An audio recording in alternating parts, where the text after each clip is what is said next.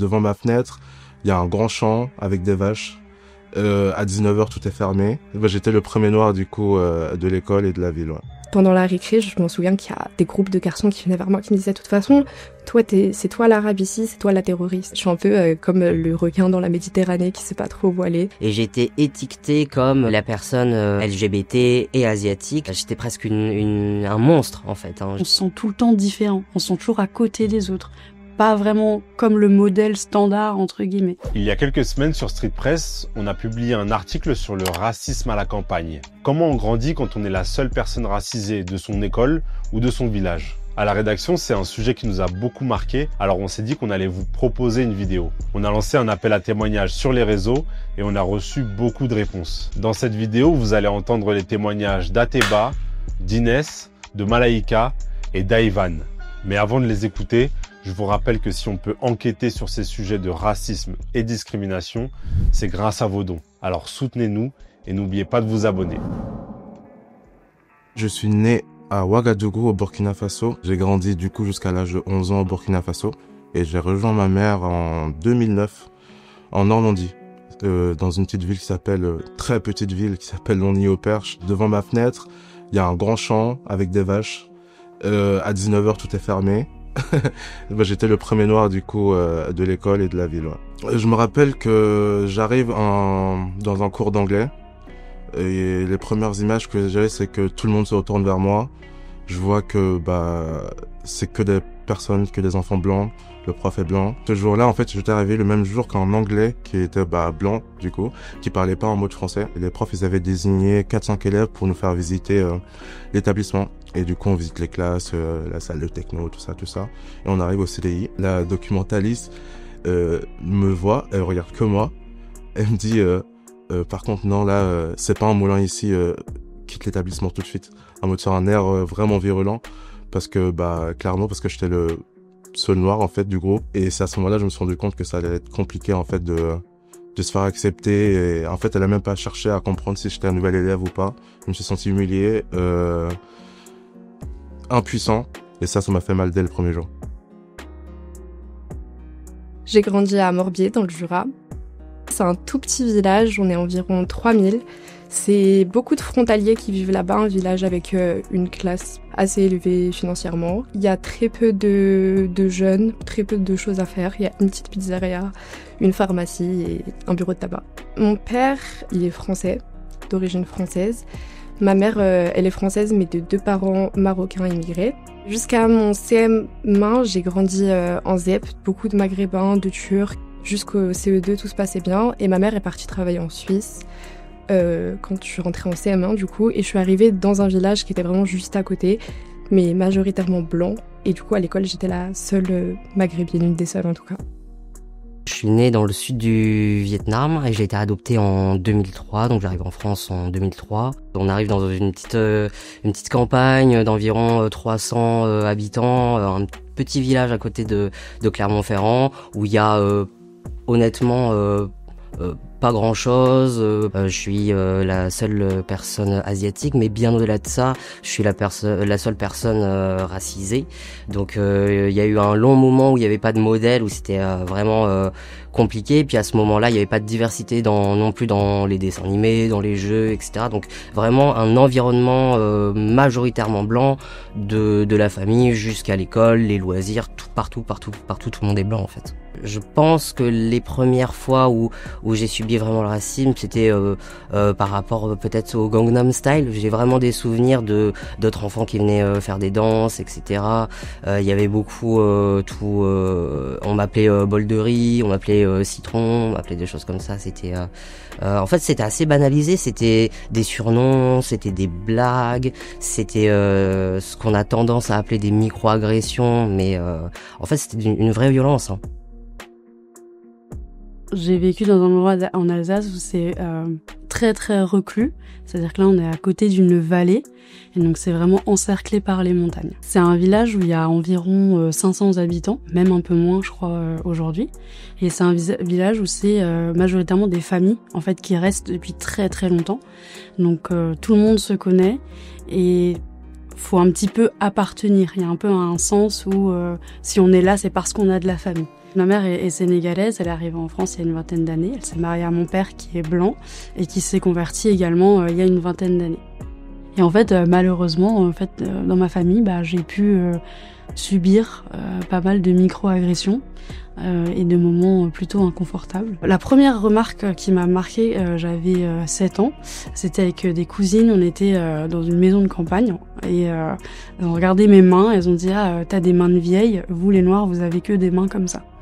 Et en fait, ça a été le premier truc où j'ai tiqué et je me suis dit, mais en fait, je suis pas comme mes cousins-cousines, qui sont tous blancs, ce qui n'est absolument pas un problème, mais juste que, du coup, je me voyais différente des autres. Et en fait, à partir de là, il y a eu ce moment où j'ai commencé un peu à noter dans ma tête toutes les choses qui me différenciaient des autres, qui fait que j'étais pas assez bien. Mon but, c'était d'avoir les cheveux lisses, d'avoir une peau blanche, des yeux bleus. Enfin, je me disais, mais un jour, ça va m'arriver aussi, et je serai enfin comme mes cousines. D'un côté, je me suis très bien fait intégrer. J'ai eu des amis et d'un côté forcément t'avais d'autres élèves qui pouvaient avoir du langage raciste, toujours le classique le sale noir, le classique on parle de la taille de ton sexe, en fait toujours ramener en fait à ta condition physique, à quelque chose de bestial en fait. Première semaine cours de français, on travaille en groupe, il y a un élève du coup à 8h du matin sans raison qui se lève et qui me rote dessus. Et j'avais pas compris, et sur le coup de la colère, ma main s'est retrouvée sur son visage, et du coup ça allait très loin, ça allait beaucoup très loin, et les parents s'en sont mêlés, et depuis ce moment-là, en fait, ma mère s'est beaucoup inquiétée, elle se demandait si c'était quotidien, c'était tout le temps en fait que je subissais ce genre d'acte-là en fait. Je sentais qu'elle le montrait pas, mais elle était triste, vraiment, et quand t'as 11 ans que tu vois ta mère triste, c'est dur. J'ai l'impression qu'on perd un peu de l'innocence de l'enfance. C'est-à-dire que j'étais souvent dans l'anticipation de est-ce que si je fais ça, on va pas dire que c'est parce que les noirs ils sont comme ça. Et en fait c'est pour tout acte, vraiment, par exemple tenir la porte à une personne âgée, tenir à la personne des adultes, dire bonjour. Et ça en fait quand t'as 11 ans et que tu commences à réfléchir comme ça, en fait c'est déjà être un peu un adulte en fait, je trouve. Les seuls souvenirs que j'ai de l'école, c'est des souvenirs de violence. Je mangeais tout le temps seul à la cantine et il y a une fois en sortant du réfectoire, je passe avec mon plateau, je sens un projectile à l'arrière de ma tête. Au début, je comprends pas ce que c'est. Je me retourne, je regarde par terre et là je vois que c'est du riz et je me dis mais on m'a acheté du riz au visage en fait, et j'entends, j'ai pas le temps de tourner la tête, que j'entends des élèves qui disent bah ouais en fait on t'a acheté du riz à la gueule, espèce de chinois de merde. Sur le moment, je comprends immédiatement tout ce que ça veut dire. Je comprends que c'est pas n'importe quel aliment qu'on m'a acheté dessus, c'est du riz, et que c'est forcément une agression raciste, et ça je le comprends tout de suite. Et franchement, je suis en état de choc et je suis parti en courant, j'ai les larmes qui coulent, je me dis pleure pas, mais j'ai les larmes qui coulent et c'est des grosses larmes, et je crois que j'ai le souvenir d'avoir pleuré pendant 3 jours de suite ce moment-là, et ça s'arrêtait pas. Et en fait, c'était il y a plus de 10 ans maintenant, et ça c'est une phrase que j'arrive pas à oublier, et je crois que toute ma vie je me souviendrai de ce moment-là et de la méchanceté des élèves. J'ai développé du coup un syndrome post-traumatique. J'ai le souvenir à 13 ans, suite à donc une phobie scolaire, changement d'établissement, on a fait beaucoup de choses, des cours à domicile, ça suffisait pas. À force de me faire mettre sur la gueule, du coup j'ai fini par rendre les coups. Donc on marque dans mon dossier, moi qui avais jamais été un élève perturbateur, on marque que je suis un mauvais élève, que je me bats dans les cours, que je perturbe les autres élèves alors que c'est eux qui m'harcèlent. À l'âge de 14 ans, je suis interné à l'hôpital pendant 8 mois où on me fait essayer une quinzaine de traitements différents l'espace de 8 mois. Après être sorti de l'hôpital, je vais à l'internat, je retourne plus jamais chez mes adoptants, je vis tout seul, je travaille assez jeune après, voilà. Mes chers compatriotes, au moment où je m'exprime, des attaques terroristes d'une ampleur sans précédent sont en cours dans l'agglomération parisienne. Je pense que le racisme des parents, il se reflétait beaucoup à travers les enfants. Et ça, je l'ai découvert le jour des attentats du Bataclan, le lendemain, quand je me suis réveillée chez une fille de ma classe et que sa mère au réveil, donc j'avais 8 ans, sa mère au réveil qui m'a posé un interrogatoire de questions. Est-ce que ta mère fait le ramadan? Est-ce que ta mère fait la prière? Ta mère, est-ce qu'elle est toujours musulmane? Et ton père, est-ce qu'il est reconverti? Ton père, il est chrétien, il a été baptisé? Enfin, toutes des questions auxquelles j'avais même pas la réponse parce qu'on n'en avait jamais parlé avec mes parents, en fait. C'est comme si elle m'avait qualifiée de terroriste. Moi, je m'en souviens plus, mais ma mère m'a raconté qu'en fait, quand elle est venue me chercher, je suis rentrée dans la voiture, en fait, j'ai fondu en larmes. Et ma mère savait pas quoi faire. C'était soit elle retournait là-bas, elle s'énervait, elle passait pour la méchante arabe, soit elle se taisait, elle me consolait. Et je crois que c'est ce qu'elle a choisi. Pendant la récré, je m'en souviens qu'il y a des groupes de garçons qui venaient vers moi qui me disaient de toute façon, c'est toi l'arabe ici, c'est toi la terroriste. Que des trucs comme ça, constamment. La terroriste, la musulmane, les musulmans, c'est des terroristes. À 8 ans, on n'a pas forcément le recul de se dire que oui, le terroriste était de telle religion et ma famille est associée à telle religion. En fait, à cet âge-là, juste, on se dit, waouh, il y a un méchant qui est venu et qui a tué des gens et, enfin, comme toute personne condamnerait un attentat, musulman ou pas. Je le vis pas bien. En fait, je vais en parler, je vais essayer d'en parler aux adultes autour de moi. Mais en fait, les adultes à qui j'ai fait face pendant mes périodes de harcèlement, ils m'ont jamais vraiment écouté, en fait. Je m'en souviens que j'ai déjà, prévenu les maîtresses, j'ai déjà prévenu les dames de la cantine, j'ai déjà prévenu la dame qui s'occupait de l'étude le soir. Et en fait, dans tout ça, personne m'a jamais écouté. Dans ces endroits-là, l'islam, c'est vraiment pas le mal, mais on ne comprend pas, on n'en voit pas, et donc ça n'existe pas. Moi, j'avais, par exemple, le porc dans ma famille, ils en consomment beaucoup, c'est normal, c'est dans la tradition, dans la culture. Moi, ça m'est arrivé un nombre incalculable de fois qu'on me dise va sous la table, Allah il verra rien. Je pense que le voile de ma sœur, ça a été un peu un cataclysme. Pendant très très longtemps, c'était c'est dommage que tu caches tes cheveux. C'est dommage que tu te montres pas. C'est comme si en fait ma sœur, elle avait perdu la personne qu'elle était parce qu'elle avait décidé de mettre le voile. Elle travaille dans le social, elle est très très active dans sa ville. Et ils vont pas faire l'effort d'aller voir au-dessus. C'est-à-dire qu'on va constamment lui rappeler, on va lui dire c'est dommage. Ah là celui-là j'aime bien, il fait pas trop musulman. Ah celui-là on voit bien ton visage. Après ma sœur elle fait attention, elle fait exprès, elle accorde son voile à ses vêtements pour que ça devienne plus une pièce de mode quand elle est avec la famille plutôt que ce soit le voile. Dans le petit village où j'étais, tout le monde se connaissait plus ou moins et j'étais étiquetée comme la personne LGBT et asiatique, donc c'était j'étais presque un monstre en fait. Pour les gens, je pense que j'étais quelque chose qu'ils ne voulaient pas voir, on voulait pas être voisin avec moi. Et en sortant du travail, j'étais en vélo et je vois une voiture qui me fonce dessus et j'ai peut-être la naïveté de me dire ah non mais il va freiner parce que les gens sont pas comme ça quand même. Et puis la voiture freine pas. Et puis la voiture me fonce dessus, me renverse à ce moment-là. J'entends pousse-toi de ma route, Shintok. Et à ce moment-là, je comprends pas ce qui se passe. Je comprends même pas que je suis tombé en fait. Et la gravité de ce qui m'est arrivé, je crois que j'ai poursuivi ma vie normalement et que c'est ressorti plusieurs années après de me dire ah ouais mais en fait dans ma vie il y a quelqu'un qui m'aimait pas parce que je représentais ce que je représente. Et il m'a renversé en voiture et pour aucune autre raison que de LGBT-phobie et du racisme. Ouais. J'ai jamais déjà voulu assumer mes cheveux naturels, donc j'étais souvent pas coiffée avec des vieux chignons où j'essayais de les brosser, de les aplatir avec du gel et tout. Et un jour, je me suis dit, je vais laisser mes cheveux naturels. Et déjà, à cause du harcèlement, quand j'entends des gens rigoler derrière moi, souvent je me dis, ils rigolent de moi. Et ce jour-là, je m'en souviens de m'être dit non Inès, faut que tu passes au-dessus de ça et que tu te dises que non, ces gens ne rigolent pas de toi. Et en fait, au final, je continue par entendre des ah c'est sale, de toute façon c'est moche. Franchement, je vois pas pourquoi elle coupe pas ça. Ça il tignasse dégueulasse. Et là, en fait, je me retourne et je vois qu'il y a une fille qui a des ciseaux à ça de mes cheveux, comme si elle allait me couper les cheveux en fait. Et ce jour-là, après, je suis pas allée manger au self. Je suis partie directement m'enfermer dans les toilettes et pleurer en fait. J'ai appelé ma mère, j'étais dépitée. Franchement, je le vis mal.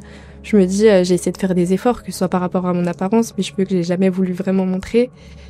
Et j'essaie de faire des efforts aussi par rapport à mon rapport aux autres, pas penser que les gens se moquent de moi. Et en fait, je me suis dit, mais en fait, je peux même pas essayer de vivre paisiblement, même quand je fais des efforts, même quand j'essaie d'être dans ma bulle. En fait, on me laissera jamais tranquille. Et c'est à ce moment-là aussi que j'ai réalisé que ma présence, en fait, elle dérangerait assez souvent dans ma vie, en fait. Juste de fait de mon identité, de mes origines et de ce à quoi je ressemble. J'ai toujours été trop française pour les Maghrébins et trop maghrébine pour les Français. Du coup, je suis un peu comme le requin dans la Méditerranée qui sait pas trop où aller. Et puis, du coup, j'arrivais pas à intégrer de groupe. J'étais trop différente pour tout le monde, en fait. Donc, j'ai été seule jusqu'en terminale. Sur les bancs de l'école, toute seule. J'ai jamais mangé vraiment avec des gens à la cantine. Et je me suis fait mes premiers amis à 17 ans, en partant de là où j'étais. J'ai décidé de partir le plus loin possible pendant les épreuves Parcoursup. Franchement, c'était tout sauf Besançon et Lyon et Dijon, qui sont les villes les plus proches, en fait. S'il fallait, je partais à Strasbourg ou je ne sais où, mais je restais pas, en fait. Je pouvais pas rester une année de plus, sinon, je sais même pas si ma vie, elle aurait continué si j'étais restée une année de plus là-bas, en fait. Donc ça m'a vraiment sauvée de partir, en fait.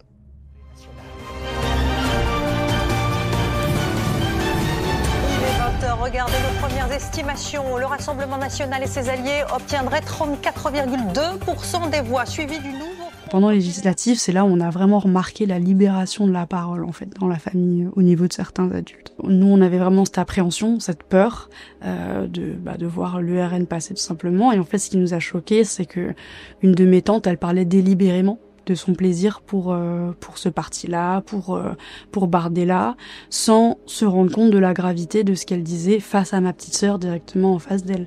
C'est-à-dire que ils comprennent pas la gravité. Nous, le RN, pourquoi ça nous fait peur, c'est parce qu'on est directement en danger. En fait, ma petite sœur, c'est la première. Aujourd'hui, les femmes voilées, elles ont beaucoup plus de chances de se faire attaquer dans la rue que n'importe quelle femme. La semaine dernière, ma sœur m'a appelée parce qu'il parlait des préférences au niveau des femmes. Et mon oncle raciste, il a dit ah non, moi je peux pas, je veux que des femmes blanches. Mais ça, c'est une parole où moi, quand j'étais petite, il l'aurait pas dit. Pendant quelques années, le RN, le FN, c'était vraiment vu comme le parti de la honte. Simplement pourquoi? Parce qu'on vivait encore dans les vestiges. Ma grand-mère, par exemple, elle avait vu les nazis encore partir, donc on vivait encore là-dedans. Et maintenant, c'est vrai qu'aujourd'hui, ils se permettent un petit peu plus de faire certaines remarques à table, de pouvoir parler de certains sujets sans se rendre compte de la gravité de ce que ça implique. C'est des gens qui ont toujours été là pour nous. On fête Noël avec eux, on fête tous nos anniversaires. C'est des gens qui vont nous faire des gâteaux. Vraiment, moi j'ai le souvenir de ma tante, une tante par exemple qui vote RN. Les souvenirs que j'ai, c'est être chez elle et faire plein de décorations en tant qu'enfant. Donc en fait, si vous voulez, à partir d'un moment, il faut aussi faire un choix. C'est-à-dire, moi, c'est ce que je me suis dit, est-ce que je garde mon aspect militante tout le temps et je suis dans cette confrontation parce que ça me fait de la peine de voir que des membres de ma famille décident de voter Bardella et tout, ou est-ce que je les accepte comme ils sont? Et dans ce cas, je passe du bon temps avec eux, je fais comme si de rien n'était et je garde mon grand sourire. Et en fait, moi, j'ai fait ce choix-là personnellement parce que je peux pas changer les mentalités. Et donc en fait, pour moi, il faut faire un espèce de compromis entre les personnes que c'est et les croyances qu'ils ont. Ça m'a permis de me dire qu'en fait, ces gens-là, ils manquent juste cruellement de connexion avec les autres, en fait. Et donc moi, ça m'a juste donné envie de partager plein de choses. Par exemple, la techno. Moi, mes amis, des fois, ils peuvent me dire c'est de la musique de blanc. Mais moi, la techno, j'ai découvert parce que en Alsace, on a le feu de la Saint-Jean, donc littéralement, on brûle du bois pendant une nuit et on crie comme ça. Mais à la fin, y a toujours des DJ sets et il y a de la hardstyle, de la techno. Donc j'ai grandi en écoutant ces genres-là. Et si j'avais pas eu cette chance-là, ce mélange-là, j'aurais pas fait ce que je fais aujourd'hui. Et donc pour moi, c'est vraiment aujourd'hui, j'ai mal au cœur pour la petite que j'étais à certains moments. Mais je suis aussi très très contente d'avoir fait tout ce chemin-là parce que ça me permet d'avoir une ouverture aujourd'hui et d'être beaucoup plus forte aussi. Bonsoir, j'espère que vous allez bien. Moi ça va de fou même parce que la semaine prochaine je sors une nouvelle chanson. Je chante, je fais de la guitare et je produis mes chansons. J'ai sorti un EP en septembre dernier qui s'appelle Miroir. C'était un peu comme un exitoire pour moi. Enfin je parlais au Ateba de 11 ans. Il y a une chanson qui s'appelle Mélanine dans laquelle en fait je me livre en fait sur du racisme que j'ai vécu, sur en fait l'image qu'on renvoie quand on est une personne noire. Car un peu trop de mélanine, je ne sais plus trop qui je suis. Est-ce que le rêve est permis? Car un peu trop, je ne sais plus qui je suis moi-même. C'est toujours la même chose. Le regard des autres parfois me fait vivre en enfer. Cliché colle à ma peau, pourtant je suis à l'aise dans l'eau. Je ne suis pas que physique, j'y repense même la nuit. Des regards remplis de mépris, quel sens trouver à ma vie? Je ressens comme un malaise, car... Voilà. En fait, cette chanson-là, quand je l'ai écrite, je me rendais pas compte de la portée de mes mots. J'avais fait ma prod, j'avais écrit mon texte et tout, et j'avais été voir mon pote, du coup, producteur. Et je l'avais chanté, du coup, on l'avait enregistré, et il était là en mode, ah ouais. Et c'est à ce moment-là, je me suis dit, ok, c'est vraiment des mots forts que j'emploie et que je m'étais même jamais vraiment dit. Enfin, j'avais pas vraiment réalisé ce que je disais dans les paroles, parce que c'est plutôt salé ce que je dis dedans. Et c'est bizarrement que c'est qu'à ce moment-là, en fait, j'ai commencé vraiment à me dire, ok, faut que je parle, en fait, de mes traumas que j'ai vécu quand j'avais 11 ans. Et c'est que, ouais, c'est 10-15 ans après, quoi. J'ai jamais dit ça à personne. Ouais. C'est triste un peu. Actuellement, je suis principalement sur TikTok et Instagram, donc un total de plus de 45 000 abonnés. Le couple de Français qui m'a adopté n'avait absolument aucune connaissance des besoins si particuliers que sont ceux d'un enfant adopté. J'ai été victime de plusieurs formes de maltraitance et de négligence. Bien plus que faire des vidéos, c'est surtout une représentation que j'ai pas eue. Je fais toujours des vidéos en me disant que moi, j'aurais adoré tomber sur des vidéos comme ça. J'aurais adoré, en fait, juste voir une personne asiatique, LGBT qui prend la parole. Enfin, j'avais pas tout ça à l'époque et aujourd'hui, je crois que c'est très précieux d'avoir des visibilités, enfin des personnalités qui parlent de nous, en fait. À 10 ans, 11 ans, j'aurais bien aimé me promener sur YouTube et voir une femme maghrébine me dire qu'elle aussi, elle a galéré, mais que ça fait pas d'elle quelqu'un de moins forte, que ça fait pas d'elle quelqu'un qui vaut rien, que ça fait pas d'elle quelqu'un qui va arriver à rien faire dans sa vie, et qu'au final, en fait, cette différence, faut la prendre comme une force. Si moi, j'ai galéré comme ça, c'est qu'il y a d'autres personnes qui ont été dans cette situation, donc là, il faut que ma vie soit utile pour les autres.